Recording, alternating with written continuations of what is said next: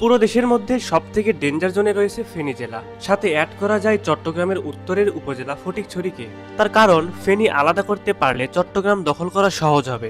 অতি দ্রুত ফেনীতে ব্যাকআপ ফোর্স বাড়ানোর দাবি ওঠানোর প্রয়োজন সবার। তার সাথে মিরসরাই অর্থনৈতিক জোনে কাজ করার সকল ভারতীয় নাগরিককে এখনই ওখান থেকে সরিয়ে দেওয়া দরকার। তাদের অধিকাংশরই এর এজেন্ট হওয়ার সম্ভাবনা রয়েছে। এরপর ফটিকছড়ি স্বাগতম সংলগ্ন সেনা ক্যাম্পে সেনা সদস্য বাড়ানোর জোর দাবি জানানো হোক। কারণ আপা ফেনী নদীর উপর রামগড় বাজারের পাশে সীমান্ত ঘেঁষা 4 লেন সড়কের সংযোগস্থল তৈরি করে গেছে, যা হাটহাজারী ফটিকছড়ি 4 লেন নামে নামকরণ করা হয়েছে।